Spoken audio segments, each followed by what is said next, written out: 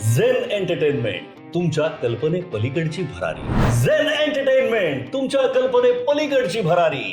Zen entertainment तुमच्या कल्पने पलीकडची भरारी. मंगेश सर, मांजरेकरांमुळे तुमच्या घरी गॅस आला म्हणजे काय किस्सा आहे? हा काय किस्सा आहे आम्हाला जाणून घ्यायला आवडेल. आणि माझा असिस्टंट डिरेक्टर आणि ह्या सगळ्या गोष्टींशी दूर दूरपर्यंत काय संबंध नव्हता. मी आलो होतो रोहियाला ऍक्टिंग साठी. छान नवीन चुणचुणीत मुलगा आलाय तर मग त्याला आपण अजूनही आहे मी. पण मुळात आमच्या क्षेत्रात येण्याविषयी डबिंगच्या किंवा व्हॉइसिंगच्या असा गैरसमज आहे की आवाज खूप चांगला असावा लागतो. असं काही नाही. काही झालं तरी मरेन तर कलाकार म्हणूनच म्हणून मग नोकरी नाही करणार म्हणून मग हा कानाला कडा लावला. हे प्रश्न कोणी काढलेत? अमृताने. अमृताबाई कुलकर्णी म्हणून ती कुमारी अमृता आहे. अरे हे काय प्रश्न, जसं काय मी केलं असं मला फील येतोय.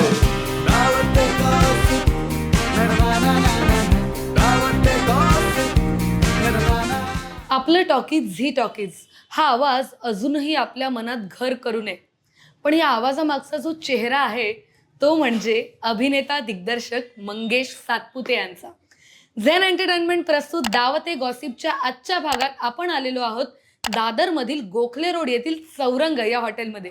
चला तर मग मंगेश सातपुते यांच्याबरोबर मस्तपैकी गप्पांची दावत करूया.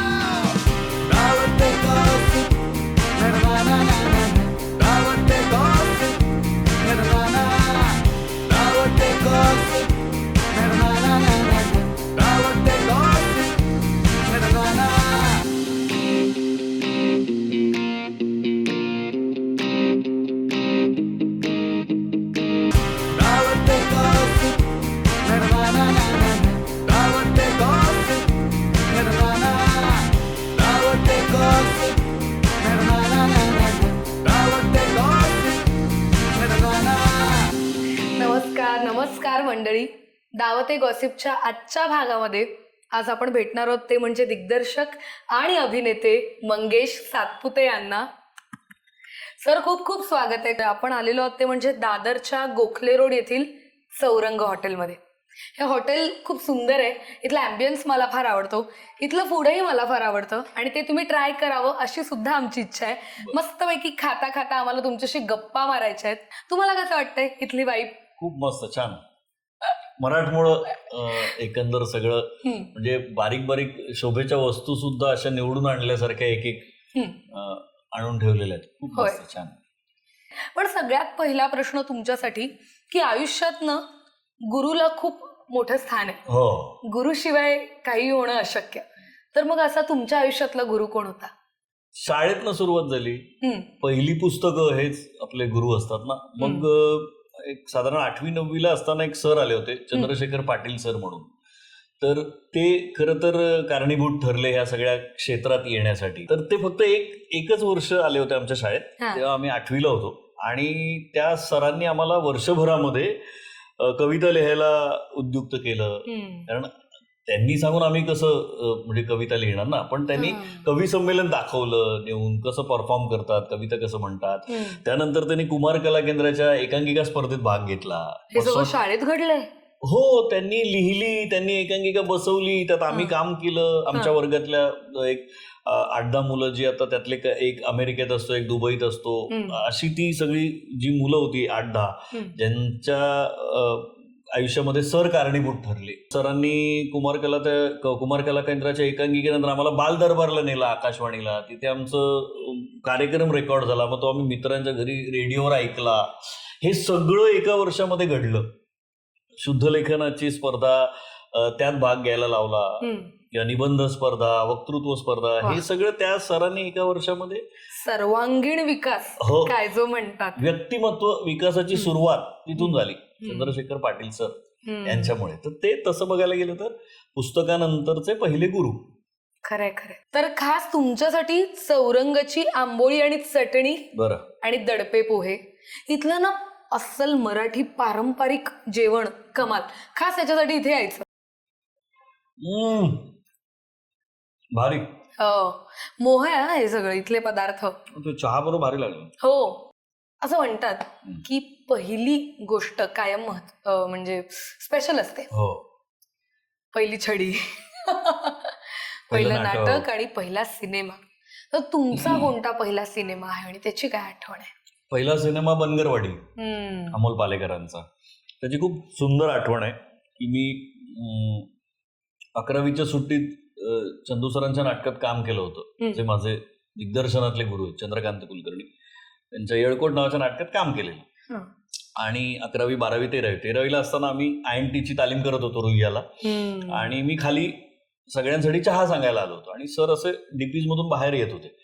तर भेटले मला सर आणि म्हणाले, अरे तू काय करतो मंग्या? म्हटलं काय, वर तालीम चालू आहे INT ची, खाली चहा सांगायला आलो. बरं बरं बरं बरं.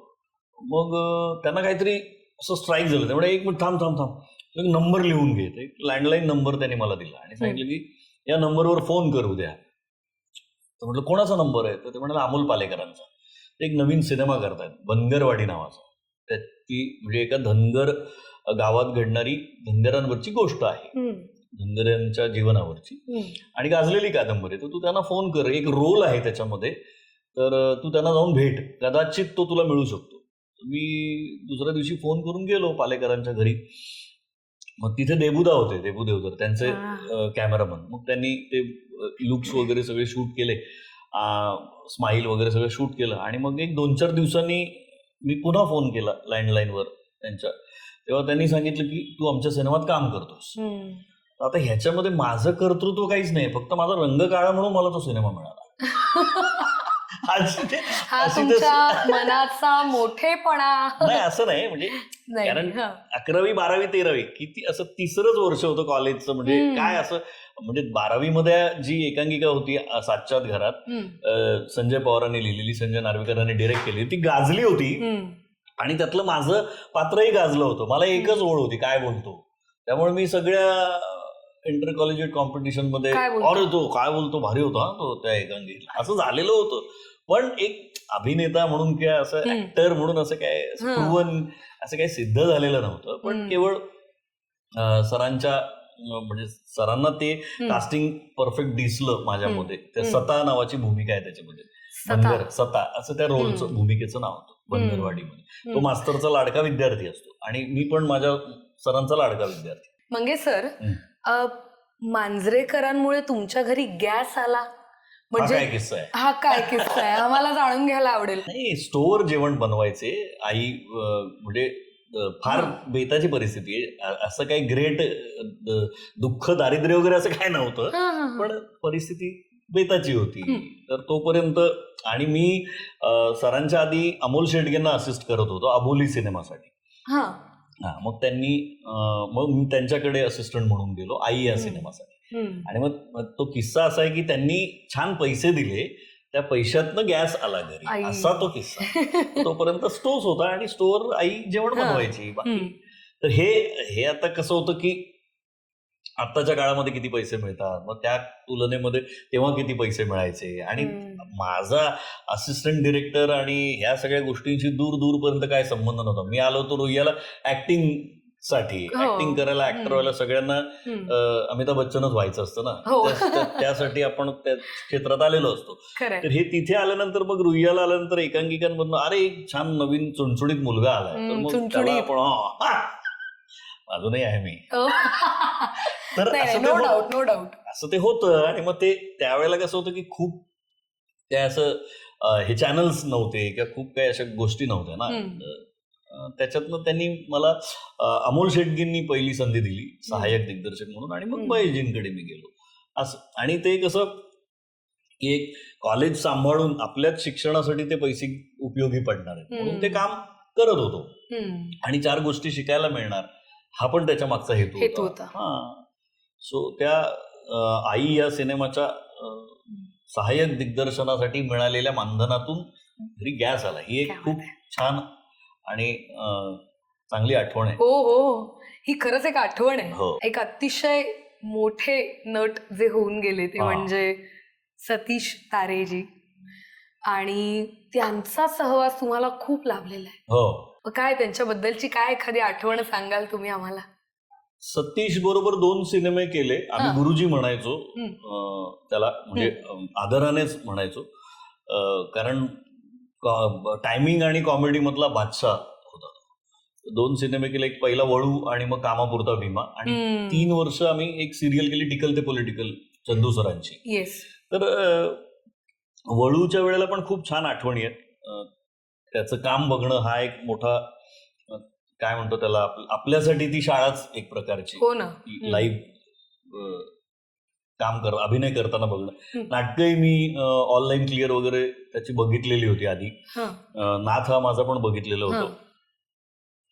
एक काम करताना सोबतचा असं काय अनुभव नाही, मजेशीर अनुभव सगळे ऑफ स्क्रीन किंवा पडद्यामागचे आहेत. असं एकदा मला तो शिवाजी मंदिरच्या खाली भेटला, तर म्हणाला काय चाललंय मग मंगेशराव. तर मी म्हटलं काय नाही, सध्या डबिंग करतोय. तर मला म्हणाला जरा कमी करा, खडा झिजेल. हे माझा कंठ दिसतो म्हणून जरा कमी करा डबिंग, खडा झिजेल म्हणाला.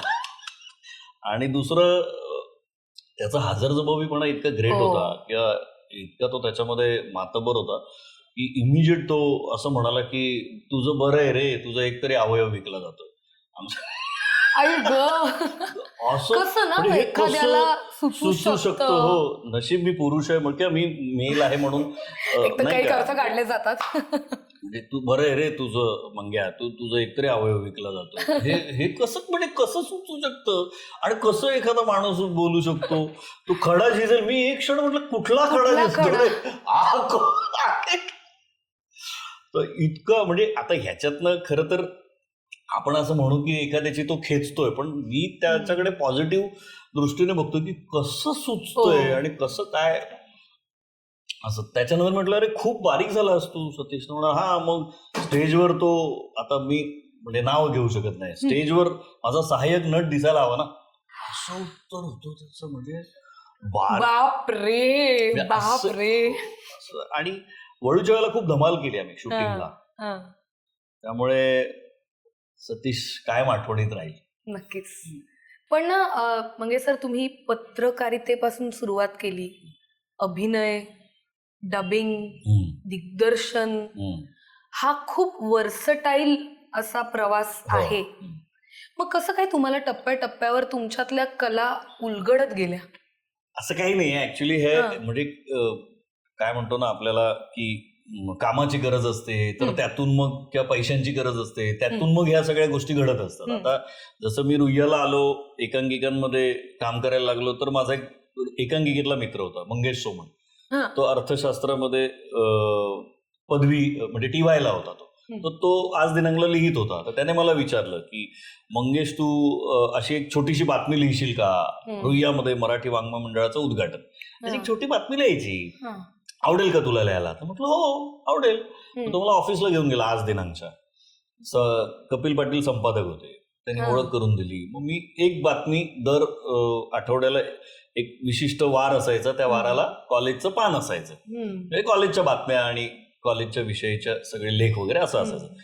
अशी ती सुरुवात झाली पत्रकारितेची. मग ते 3 वर्ष सलग मी ते करत होतो. पण एक बातमी नेऊन देण्यापासून नंतर मी ते अख्खं पान लावायला लागलो. कारण माझा जो बॉस होता राज कांबळे, तो कुठेतरी त्याला चांगला जॉब लागला, तो तिकडे गेला. मग त्याच्यानंतर मी माझ्यावर आली आणि मग मी ते सांभाळायला लागलो. मग मी 98-99ला जेव्हा टीवाय पास झालो BA मराठीतनं, तेव्हा मला लगेच नोकरीची गरज होती. मग मी तरुण भारत जॉईन केलं. तर तिथे सुशील सुर्वे भेटले, माधव जोशी संपादक होते. तर सुशील सुर्वेंकडे मी आणि शिरीष लाटकर, जो आपला आजचा आघाडीचा सिरियलचा रायटर आहे, तो आणि मी, आम्ही सहाय्यक संपादक म्हणून किंवा त्यांच्यासोबत सहाय्यक म्हणून कामाला लागलो. आणि आम्ही दिवाळी अंक केला त्या वर्षीचा तरुण भारतचा. असं एक म्हणजे तो एक जडणघडणीचा काळ असतो, जे पुढ्यात येईल मिळेल ते करावं लागतं, आणि ते करत गेलो, तसं ते घडत गेलो. म्हणजे सर बऱ्याच जणांना माहित नाहीये की आपलं टॉकीज, झी टॉकीज हा आवाज तुम्ही दिलाय. तर आवाजाच्या दुनियेतले जादूगार आहात तुम्ही. मग आज तुम्ही झेन एंटरटेनमेंटच्या दावते गॉसिपच्या ह्या एपिसोड मध्ये आलेला आहात. तर Mangesh sir, Zen entertainment take a leap beyond imagination. बापरे, English? Yes sir, English. Zen entertainment, तुमच्या कल्पने पलीकडची भरारी. झेन एंटरटेनमेंट, तुमच्या कल्पने पलीकडची भरारी. झेन एंटरटेनमेंट, तुमच्या कल्पने पलीकडची भरारी. क्या बात आहे. पण आता AI आलेला आहे. AI आल्यामुळे व्हॉइसिंग वर काय परिणाम होतोय? बऱ्याचशा लोकांनी असा प्रयत्न करून बघितलाय की हम्म. चॅट जीपीटीला एक विशिष्ट कमांड देऊन सेकंदांचं किंवा काही तासांचं सॉफ्टवेअर दिलं, व्हॉइस दिला, तर तो पुढचं जे स्क्रिप्ट असेल तुमचं ते तो आउटपुट देतो त्याचं. पण ते आता अजून वर्क नाही होत आहे. हम्म. ते थोडंसं रोबोटिक हम्म. आउटपुट मिळतोय त्यांना. जसं मी बोलतो, मी 4 प्रकारे बोलू शकतो एक वाक्य, हम्म. व्हेरिएशन्स देऊ शकतो, इमोशन्स टाकू शकतो. हम्म. तसं ते मशीन एवढ्यात नाही देऊ शकणार आहे, हम्म. त्याला थोडा वेळ लागणार आहे. पण हम्म. AI मुळे थोडासा हम्म. परिणाम झालाय आमच्या क्षेत्रावर हम्म. आणि तो होऊ घातलाय, हम्म. असं आहे. हम्म. चॅनल व्हॉइसची गंमत सांगत होतो की चॅनल व्हॉइस पण असंच, म्हणजे काम करत असताना डबिंगचं, म्हणजे लिपसिंगचं डबिंग, म्हणजे सिनेमांचं डबिंग करत असताना, दुसऱ्याला आवाज देत असताना, हम्म. रेडिओ प्रोग्राम्स करत असताना आलेली संधी आहे चालून समोरनं. की स्वाती सुब्रमण्यम, तुम्हाला नाव माहिती असेल कदाचित. पूर्वी त्या पण व्हॉइस आर्टिस्ट आहेत आणि पूर्वी आपण लहान होतो तेव्हा टीव्हीवर त्या दूरदर्शनवर बातम्या द्यायच्या. त्यांनी माझं नाव तिकडे झीला सजेस्ट केलं की त्यांचं चॅनल येऊ घातलं होतं, पहिली भारतातली मराठी चित्रपट वाहिनी झी टॉकीज. तिथे ऑलरेडी 1-2 माझे सिनियर करत होते, पण त्यांना अजून थोडंसं फ्रेश व्हॉइस हवा होता. मग त्यांनी माझं नाव सजेस्ट केलं. तर अशी ती सुरुवात झाली आणि मग हळूहळू असं झालं की मग 2011 पासून आत्तापर्यंत गेली 14 वर्ष मी त्या चॅनलचा आवाज म्हणून. हे पडद्यामागचं काम आहे, त्यामुळे कोणाला चेहरा माहीत असण्याचं काही कारणच नाही. पण तो आवाज जो आहे तो तुम्ही रोज ऐकता, 24 तास ऐकता. त्या चॅनलवर असलेले प्रोमोज हे माझ्या आवाजात असतात, कुठल्याही सिनेमाचे आणि कार्यक्रमांचे त्यावर होणारे ते माझ्या आवाजात असतात. सो त्याला तो एक वेगळा प्रांत आहे चॅनल व्हॉइस. म्हणजे जसं किती चॅनल्स आहेत मराठीमध्ये की 5 किंवा 10, त्यातल्या एकाचा आवाज असं. खरंय. तो आणि आवाज इतका फेमिलियर झालेला असतो ना कानांना सुद्धा. घरातल्या माणसांचे आवाज कसे तुमच्यासाठी घरचे असतात, तसा तो घरचा होऊन जातो. तुम्ही बऱ्याच दिग्गज कलाकारांचंही तुम्ही व्हॉइसिंग केलेलं आहे. हा, त्याची गंमत अशी आहे की जसं उदाहरणार्थ कान्हा नावाचा सिनेमा अवधूत गुप्तेंचा, तर त्यात किरण माने माझा मित्र आहे, त्याने इन्स्पेक्टरचं काम केलं, म्हणजे भूमिका केली होती. पण त्याचा आवाज नको होता दिग्दर्शकाला, तर मग त्याच्यासाठी ऑडिशन करण्यात आलं. मग ते मी ऑडिशन केलं, मग माझा व्हॉइस सिलेक्ट झाला. मग ते आता तुम्ही कान्हा सिनेमा बघितलं तर किरणला मी डब केलंय. अशी ती गंमत आहे. किंवा दुसरं एक पॉवरफुल बत्तीगुल नावाचा सिनेमा आहे काहीतरी, मला वाटतं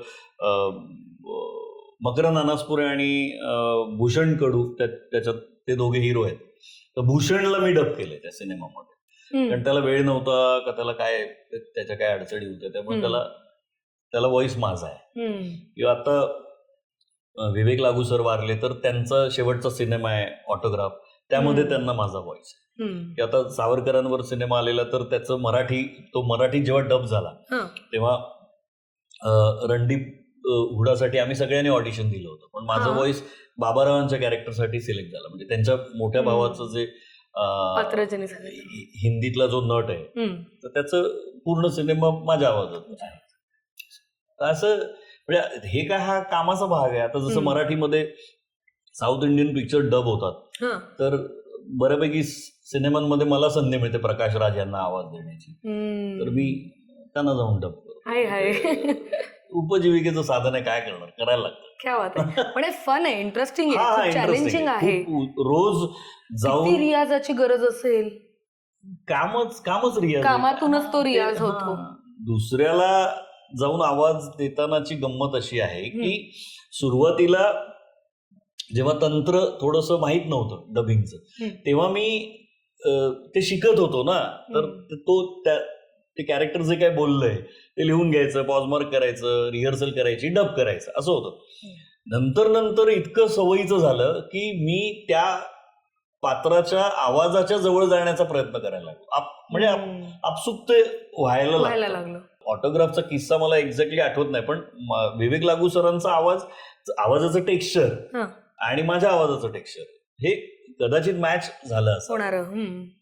पोत ज्याला म्हणतो आपण, किंवा माझ्या आवाजाला असलेला बेस असेल किंवा काय, किंवा बोलण्याची ढब असेल, पद्धत असेल, तर ती मॅच झाली असावी. आणि ते ऐकणाऱ्याला असं वाटलं अरे काय एकदम परफेक्ट त्यांच्यासारखंच कोणी बोलणार नाही की हे विवेक लागूंनी नाही केलं, असं होऊ शकतं ना. हो. आपल्याकडे ना बऱ्याच नटांचे किंवा नटींचे आवाज ना नाकारले जातात.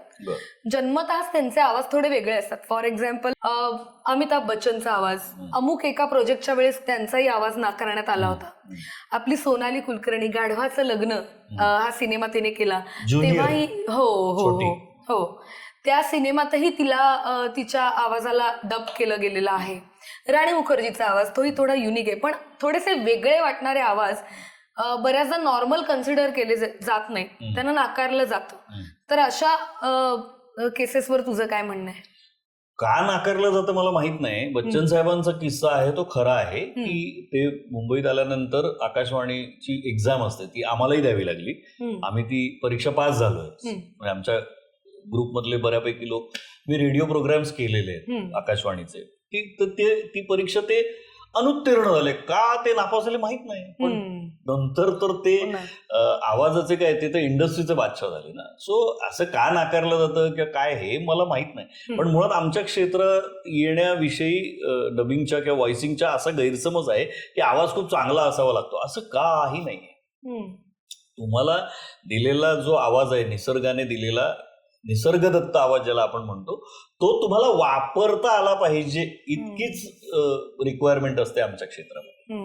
म्हणून तर मेघना आज टॉपला आहे ना, किंवा नेश्मा मंत्री नाही का. ते म्हणजे किती लोकांचे व्हॉइसेस त्यांनी डब केलेत, लहान मुलांपासून मोठ्या वयाच्या कॅरेक्टर्स पर्यंत. असं काय चेतन म्हणून कोण? चेतन शशिताल. चेतन दादा तर खूपच म्हणजे तो आमच्या क्षेत्रातला किंग म्हणावा. तो म्हणजे असं जाहिरातीला जातो, जाहिरातीच्या डबिंगला, आणि सेहवाग, द्रविड, तेंडुलकर सगळ्यांचे आवाज एकटाच डब करतो. फक्त माणसांचे नव्हे, विविध वाद्यांचे, पक्ष्यांचे, असे सगळे बारके सारखे सगळे आवाज. पक्ष्यांचे आणि वाद्यांचे मला माहित नाही, पण त्याची खासियत अशी आहे की 15 मिनिटं तो समोरच्या व्यक्तीशी बोलला तर 15 मिनिटांनी तो त्याचा पण आवाज काढतो. हे अशी कला आहे चेतन दादाची. असं आहे. तर ते हे कसं, हे खूपच एक्सेप्शनल केसेस असतात किंवा दैवीच म्हणू शकतो आपण त्याला. म्हणजे कलाच एकतर मुळात आमची जी कला आहे ती स्पेशलाइज्ड जॉब मध्ये मोडते की सगळे ते नाही करू शकत. जाहिरातीला आवाज किंवा चॅनलचा आवाज, हे म्हणजे आवाज खूप चांगले आहेत ना आपल्या क्षेत्रामध्ये, लोकांचे खूप ऍक्टर्सचे आवाज चांगले आहेत, पण सगळे काय त्या जाहिरातींना आवाज देतात किंवा सगळे चॅनलला आवाज देतात असं नाही. तर ते वेगळी कला आहे ती. म्हणजे तुम्हाला ती डेव्हलप पण करता आली पाहिजे, ती तुमचा आवाज सूट पण झाला पाहिजे. तो मगाचा जो प्रश्न होता त्याच्यात असं होत असेल की सूट होत नसेल त्यांचा आवाज, म्हणून त्यांना रिजेक्ट केलं जात असेल किंवा त्यांचा आवाज काढून दुसऱ्याचा आवाज घेतला जात असेल. जसं मी काना सिनेमाचं उदाहरण दिलं. किरणचा आवाज हा किरणचा आवाज आहे ना, माझा आवाज हा माझा आवाज आहे. पण दिग्दर्शकाला त्या किरणनी जी भूमिका केली इन्स्पेक्टरची, त्या इन्स्पेक्टरच्या भूमिकेसाठी असा थोडासा दरारा असलेला किंवा होल्ड त्याच्यामध्ये आहे असा व्हॉइस हवा असेल, म्हणून मग त्यांनी ते माझ्याकडनं करून घेतलं. इंटरेस्टिंग आहे हा सगळा प्रवास. मंगेश सर, इतके वर्ष तुम्ही अभिनय क्षेत्रात आहात किंवा व्हॉइसिंगचं काम करताय, दिग्दर्शनाचाही तितकाच दांडगा तुम्हाला अनुभव आहे. तर मग दिग्दर्शनाच्या अनुभवाबद्दल काय सांगाल? सुरुवात नाटक एकांकिकेपासूनच झाली. म्हणजे मी रुईयतनं पासआउट झालो आणि मी सिद्धार्थ बुद्ध भवन नावाचं कॉलेज आहे आपल्या CST ला, त्यांची एकांकिका बसवली होती, ऑप्शन्स नावाची. त्यावेळेला आपला पहिला रियालिटी शो आला होता KBC, कौन बनेगा करोडपती, त्याच्यावर आधारित ती एकांकिका होती. तर त्या एकांकिकेत आरती सोळंकी ती 11वीत होती. त्या एकांकिका ती नंतर आपल्या क्षेत्रात आली. तर ती मॉबची एकांकिका होती, भरपूर 30-40 मुलं मुली असं होतं. आणि तोच माझा पहिला अनुभव होता. कारण आता अभिनय करायला नाही मिळणार, कॉलेज संपलं आपलं, मग आता करायचं काय, तर एकांकिका बसवायची. असं करून ते बसवायला गेलेलो आणि विनोदी एकांकिका होती. आणि सगळ्यात महत्वाचं म्हणजे ती पहिल्या 3 मध्ये आली, नंबरात आली. वा. तेव्हा खरी जाणीव झाली की येस, आपल्यामध्ये एक अभिनेता तर आहेच, पण एक दिग्दर्शक सुद्धा आहे की आपण हे या मार्गावर सुद्धा चालू शकतो किंवा प्रयत्न करून बघू शकतो किंवा अजून काही जमतंय का आपल्याला, असं तो. आणि INT होती ना, त्यामुळे जरा जास्तच प्रेम, जास्तच मेहनत. म्हणजे जास्त कौतुक वाटलं की INT खूप महत्वाची असते आपल्यासाठी. वर्ल्ड कप असतो ना, वर्ल्ड कप असतो. करेक्ट. त्यामुळे आम्ही धमाल केली त्या वर्षी सिद्धार्थ कॉलेजकडनं. तिथे खरी सुरुवात झाली. मग त्याच्यानंतर मग 10 वर्ष एकांकिकेतच गेली. म्हणजे कुठल्या कॉलेजला एकांकिका नाही केली. MD पासून आपल्या पार ठाण्याच्या RJ मग स्वतःच्या कॉलेजची कधी एकांकिका बसवलीत की नाही तुम्ही? लगेचच पुढच्या वर्षी अगं अगं डिग्री नावाची एकांकिका युथ फेस्टिवलला बसवली. ती पण नंबरात आली. दुसरी त्यात अदिती होती सारंगकर. होय. शिवदर्शन साबळेने म्युझिक केलं होतं त्यात. नंतर मग पुढची 10 वर्ष एकांकिकेतच गेली. मग म्हणजे ते 10 वर्षात जर काही वेगळं कोणाला असिस्ट वगैरे केलं असतं तर कदाचित वेगळं काहीतरी केलं असतं. समोर दडपे पोहे ठेवले असताना तू त्याचा आस्वाद घेऊ नये असं अजिबातच आम्हाला वाटत नाहीये. मी बासुंदी, मोदक, पुरी भाजी हे सगळं चापून चोपून झालेलं आहे मला. त्यामुळे आता थोडस विचार करायला लागेल एक हाताने. पण एक बाईट दडपे पोह्यांची. हो, चालेल ना. कसं वाटतंय तुम्हाला तेही आम्हाला पाहायचंय. दडपे पोहे फार कमी जणांना उत्तम बनवता येतात. खरं ही गोष्ट. इतके वर्ष तुम्ही इतक्या एकांकिका केल्यात, स्वतः काम केलं, दिग्दर्शन केलं, इथून तिथे सगळ्या शहरांमधनं, विविध भागांमधनं तुम्ही काम केलं.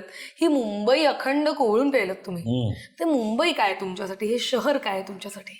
नशीबवान म्हणेन मी स्वतःला की माझा जन्म मुंबईत झाला. आई वडील मुंबईतले असल्यामुळे त्यांचेही आभार. ते मुंबईत होते. हो. पण मुंबई माझ्या दृष्टीने विचारशील तर जे फार क्लिशे आहे तो शब्द स्वप्न नगरी वगैरे, पण ते खरं आहे. ते स्वप्न घेऊन येणाऱ्या आणि प्रामाणिकपणे काम करणाऱ्यांची सगळी स्वप्न पूर्ण होतात अशी ही नगरी आहे मुंबई. मला मी खूप स्वतःला भाग्यवान समजतो की मी मुंबईत जन्माला आलो आणि मुंबईत वाढलो. रुईयासारखं कॉलेज मिळालं, शाळा चांगली होती आमची, शिक्षक चांगले होते.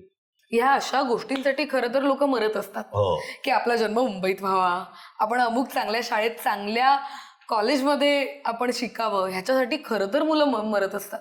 कुठून इथे येतात आणि आज आपला इथला जन्म आणि आपण इथे सगळं कर्मभूमी सुद्धा हीच. खरंय. अशा खूप गप्पा मारायच्या तुमच्या बरोबर, पण आपल्या ह्या दावते गॉसिपच्या एपिसोडमध्ये काही छान सरप्राइजेस असतात गेस्टसाठी. तर आता आपण वळूया आपल्या पहिल्या सेगमेंटकडे, ज्या सेगमेंटचं नाव आहे सेलिब्रिटी डिश. आता जसे तुमच्यासमोर वेगवेगळे पदार्थ आहेत वेगवेगळ्या चवींचे, तसे आपल्या आयुष्यात वेगवेगळ्या स्वभावांची माणसं असतात. तर तुम्हाला मी काही नावं सांगेन, त्या नावांना तुम्हाला पदार्थाशी किंवा चवीशी जोडायचंय. रेडी? सगळ्यात पहिलं नाव तुमच्यासाठी सतीश तारे. खुसखुशीत काय असते? चकली. कुरकुरीत पण असते. दुसरं नाव अमोल पालेकर. क्या बात आहे. गुलाबजाम. म्हणजे तितके गोड आहेत.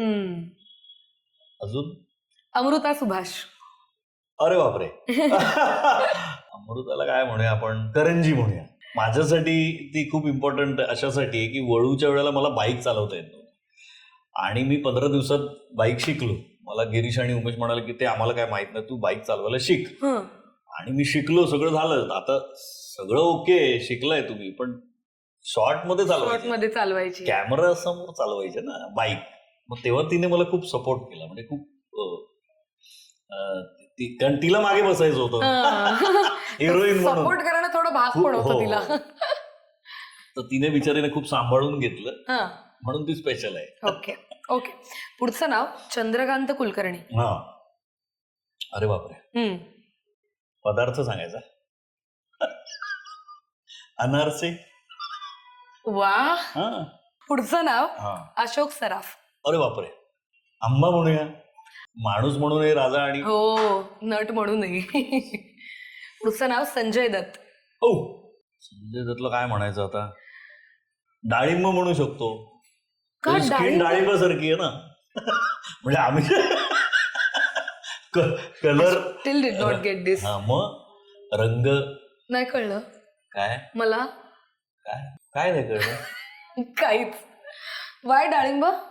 अरे रंग रंग स्किनचा रे त्याचा, म्हणजे लाल आहे. हा, म्हणजे असं म्हणजे नसतो का, आहे. एवढे ते म्हणजे आम्ही जेव्हा वास्तव केलं त्यावेळेला तर हाच रंग होता. म्हणजे आता बदलला असेल तर माहित नाही.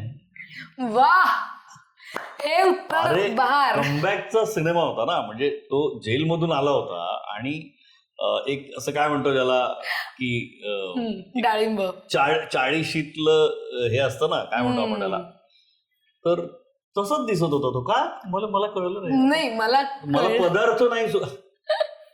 पुढचं नाव तुम्हाला मी देते, महेश मांजरेकर. अरे बापरे, का नावच द्यायला नको होतं? पदार्थ सांगायचंय ना, म्हणजे ते टास्क वाढतच चाललंय. मगाशी सगळी भडास ती आता माझ्यावर काढते. उगाच नाही सोलो मागच्या एपिसोड एपिसोड ठेवलाय. तो सगळा राग ती माझ्यावर काढते.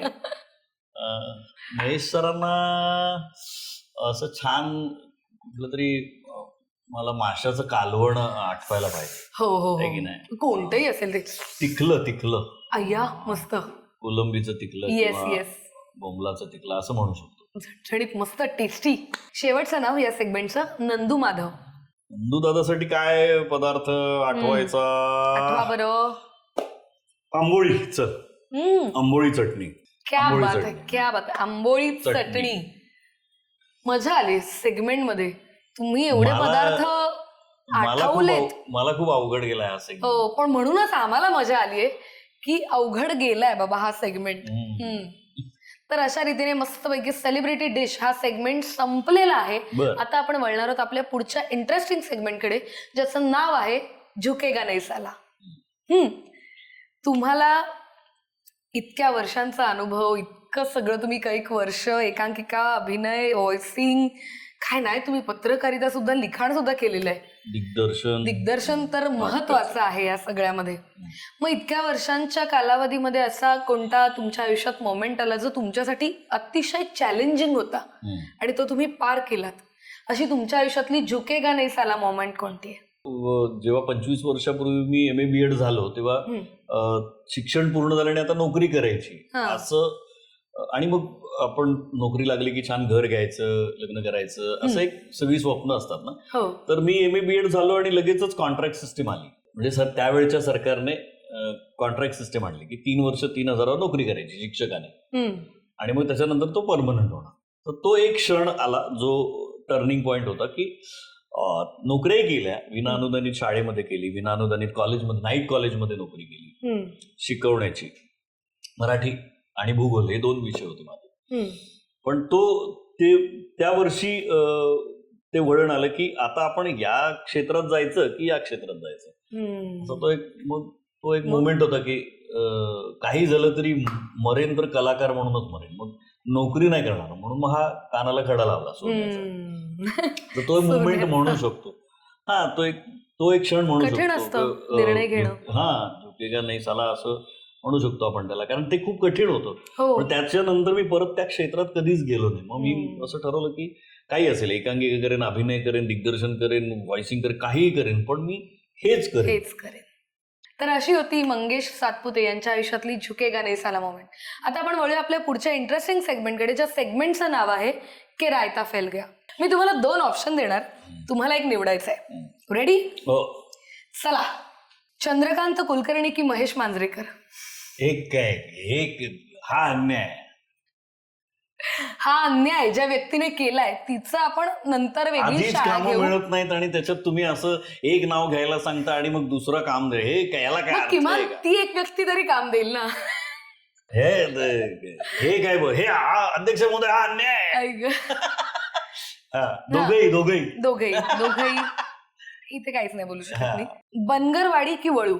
वळू. प्रेम आहे वळू. वाचन करणं की नाटक करणं? दोन्ही. पण नाटक करणं जास्त.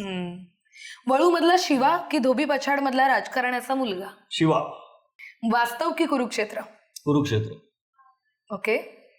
बांगडा की बोंबील? दोन्ही.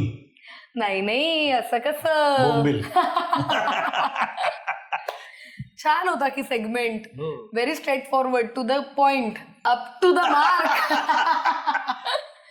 तर अशा रीतीने आपला के रायता फेल गया हा सेगमेंट संपलेला आहे आणि आता आपण वळणार आहोत आपल्या पुढच्या शेवटच्या सेगमेंटकडे, ज्याचं नाव आहे सिप द ट्रूथ.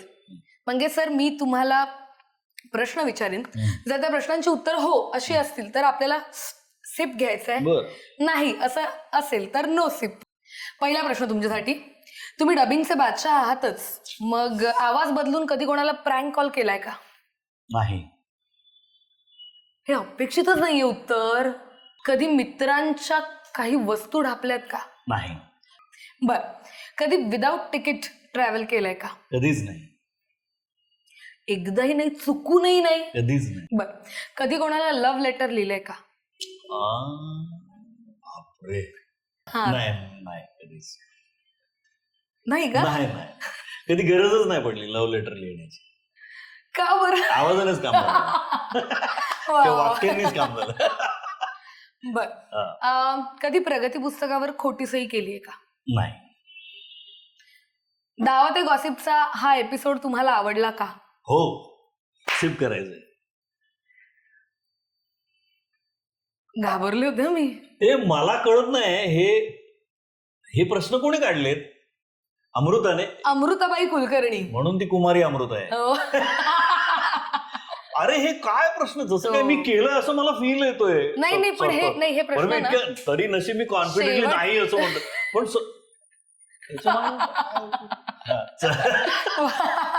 म्हणजे एखाद्याला अडकवायची एक्झॅक्टली लाईन आहे. व्यवस्थित. आम्ही मजा आली मंगेश सर, खूप मजा आली.